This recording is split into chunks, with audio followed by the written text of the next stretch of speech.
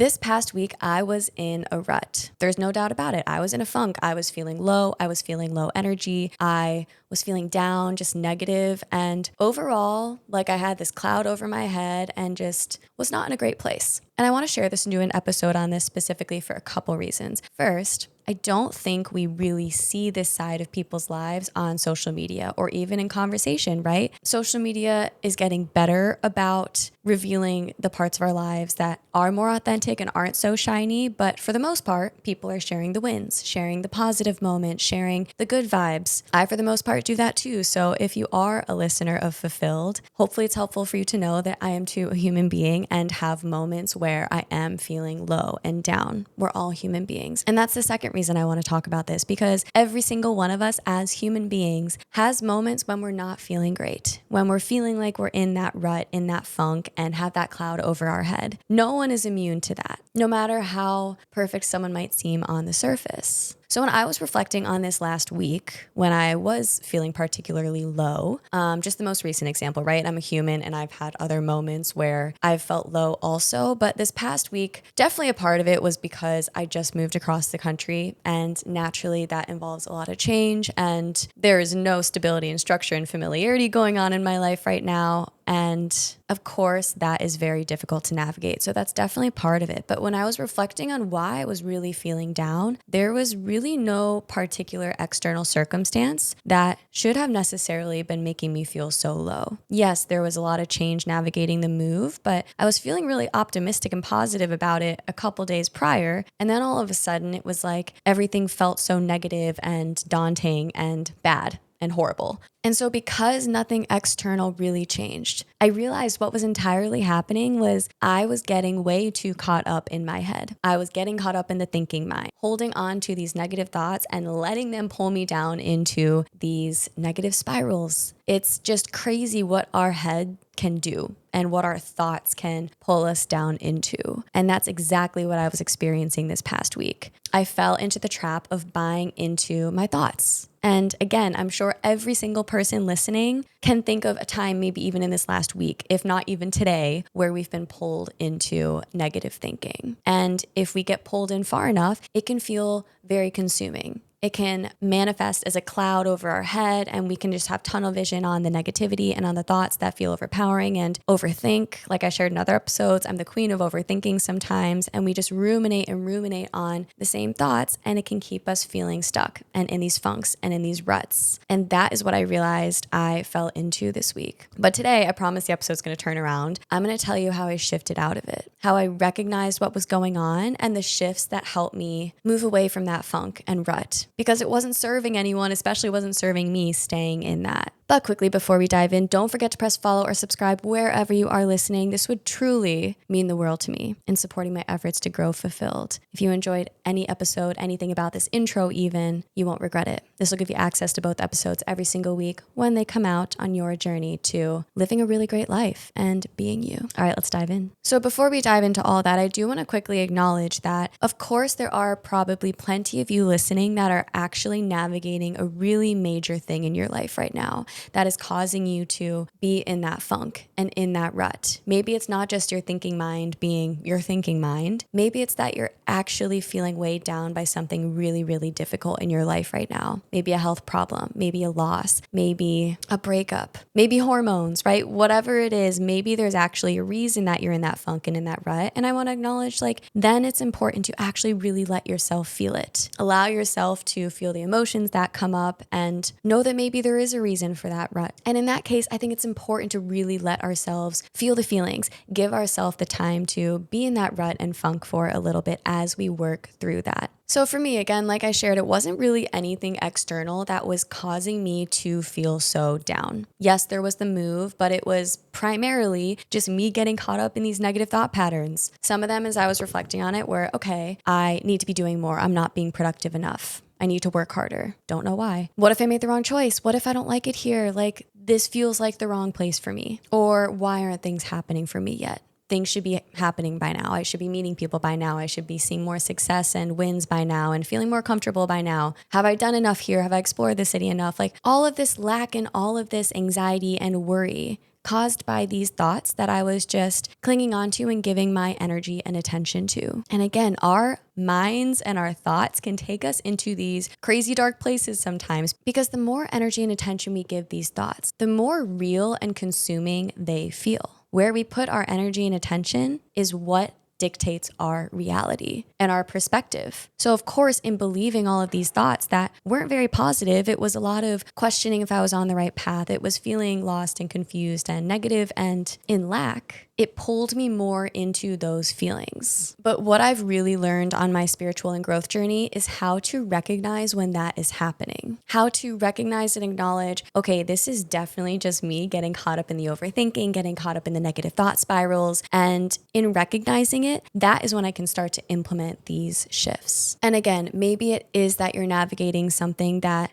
the feelings are so justified. Like you need to just be in that funk and dark place for a little bit as you let yourself process and feel the feelings and be in that transition. And that is okay. This episode is not focused on that. And I'm not just saying to brush away those feelings and pull yourself out of it with these shifts. Feelings are also worthy of being felt, especially when there's a really heavy or difficult thing that we're navigating that's causing those feelings. So this feels like a perfect time to take a quick break and shift to my BetterHelp sponsor if that's something that you're navigating. And then we'll get to the shifts that you've all been waiting for. Okay, so how I shifted after being in a funk and a rut this last week. And in general, but I'm just talking about this most specific instance where I really felt down bad. And some of these might be tools that you're familiar with, but hopefully it will be helpful when I share the personal ways that they helped pull me out of the rut, to remind yourself that these are always things that you can do. Small things, big things that you can always turn to for when you're in that low place. And a perfect episode to save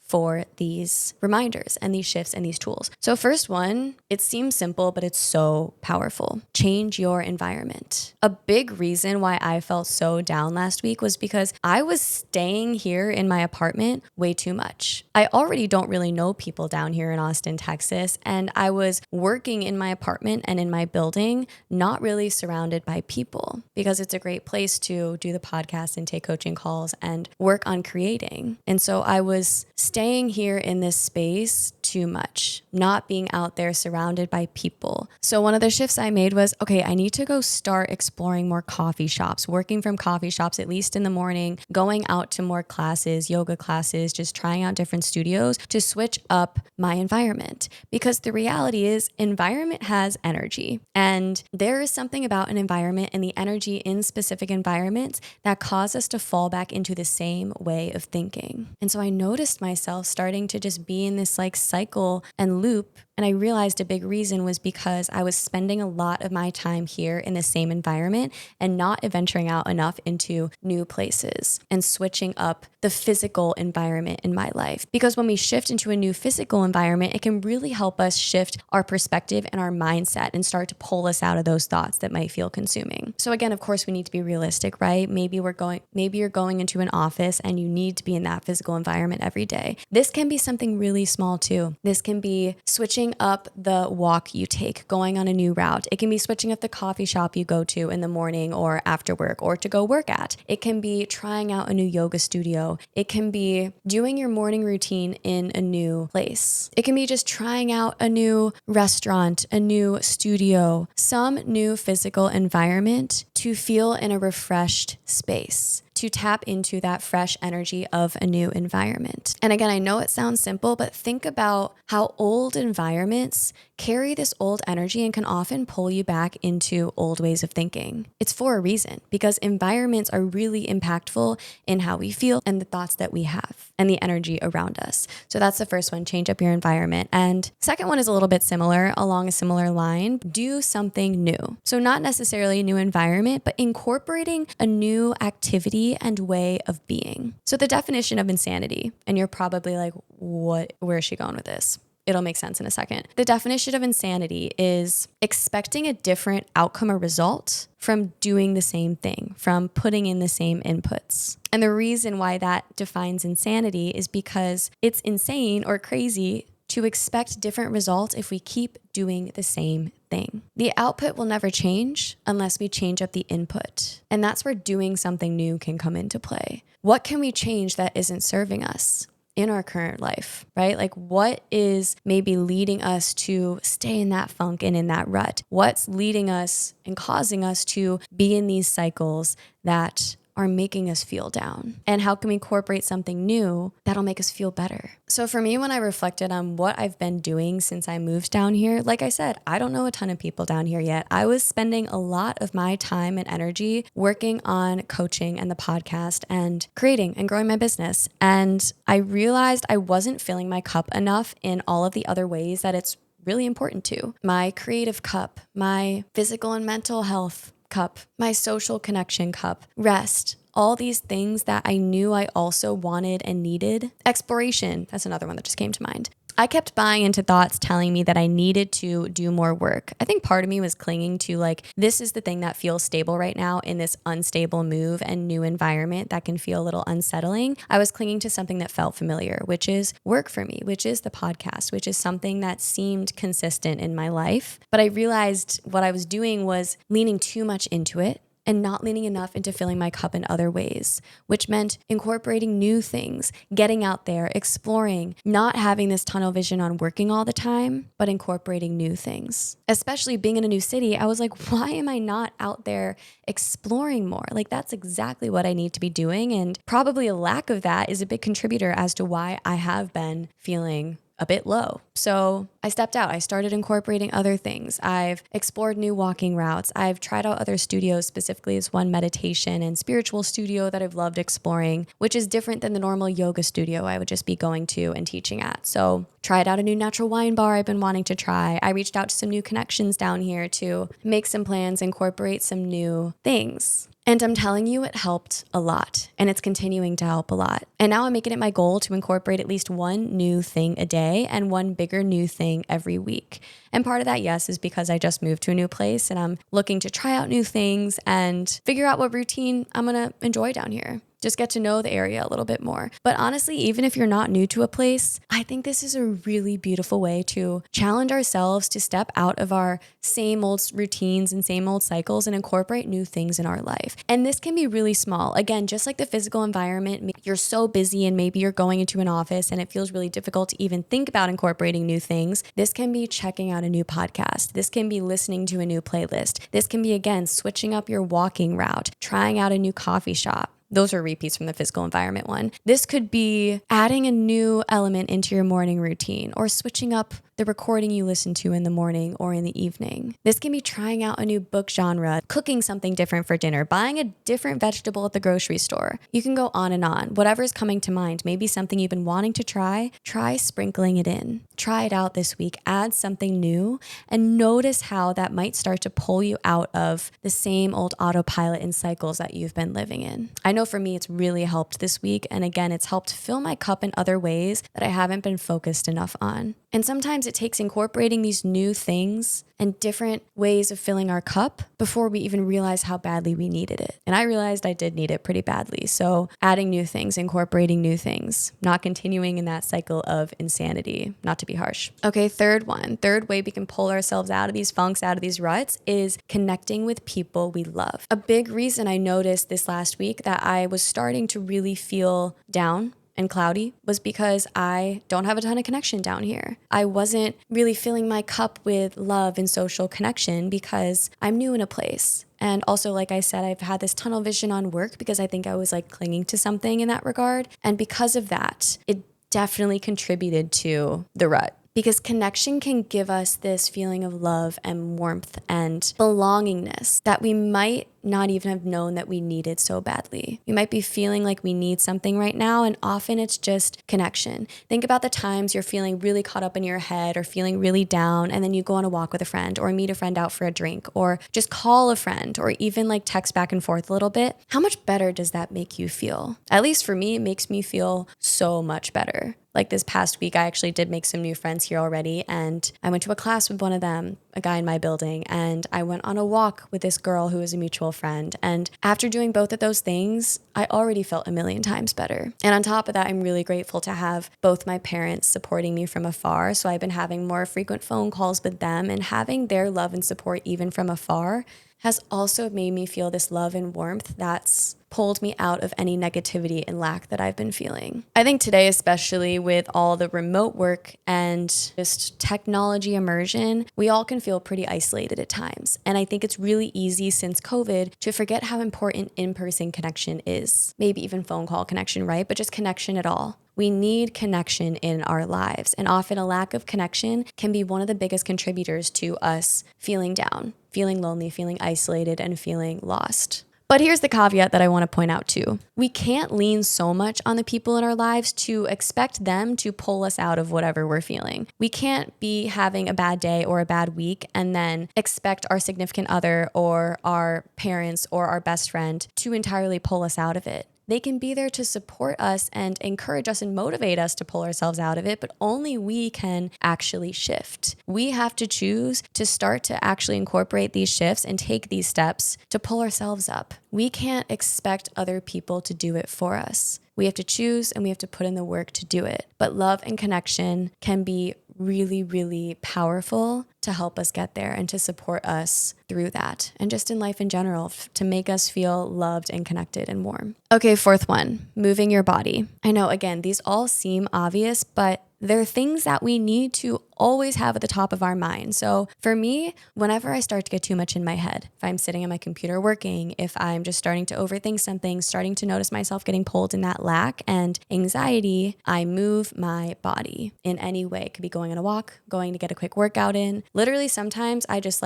take a walk to the bathroom and come back, and just that slight movement and just getting up off of the seat always helps me. And it turns out it's for a scientific reason too. So ChatGPT helped me understand that it's because physical movement triggers the release of feel-good neurochemicals like endorphins and dopamine, which improves the brain's structure and function. And it could provide us with all of this stress relief and mental clarity and positive benefits. So that was my very doctor scientific explanation for why movement can help us pull us out of a rut. But all you need to know is scientifically, it's literally proven that movement can help. So whatever movement lights you up, whatever movement's doable in your schedule, move your body, top of list. It's technically not top of my list, but moving your body will always make you feel a little bit better if you're caught up in the thinking mind and feeling in that funk. And often when we're in that funk, we're not feeling like physically moving our body, but even taking a small walk around the block can always help. Okay, another one that's been really, really powerful for me, this is the fifth shift, is meditation and breathing. And I know I've talked a lot about spirituality lately, and you might not be spiritual at all, or you might be very spiritual, but I'll just explain how it's helped impact my life in a positive way. Meditation has allowed me to tune inward into my physical body, to understand that the thoughts that are going on in my mind are not who I am. They're not my identity. They're just going on within me, but I can sit back behind it. And that's through meditative practices. You can recognize that you are not your thoughts, and it helps us detach from the thoughts. And what it does is it starts to take their power away. And when I interviewed Dr. Brandon Nappy, he's a meditation teacher and instructor at Yale School of Divinity and a really, really wonderful person. He opened our eyes to the fact that meditation isn't to silence our thoughts entirely. It's to sit back behind them and to recognize we can just witness the thoughts. But what I was describing earlier, often it's easy to just let them pull us along with them and get caught up in the thinking mind and let it consume us. So meditation has helped me recognize when the thoughts are happening. And when I start to get pulled off into them, it helps me shift back quicker, tune back into my heart space and my body to recognize all they are is thoughts, instead of allowing the thoughts to make me feel like they're reality. And then breath work. Breath work is literally just a physical way to calm down and to tune back into our body. Because again, when we tune back into the physical sense in our body, we're shifting our focus away from our thoughts and to that inner love and light that's always within us. I don't care if that's a little too woo-woo or spiritual for you. We all have this love and light source within us always. And the breath, the inhales and exhales, are a way for us to always tune into that. And it's a tool that we literally all have access to. And so literally just taking some deep breaths, meditating for even as short as 5 minutes, always helps me feel better and is an immediate shift.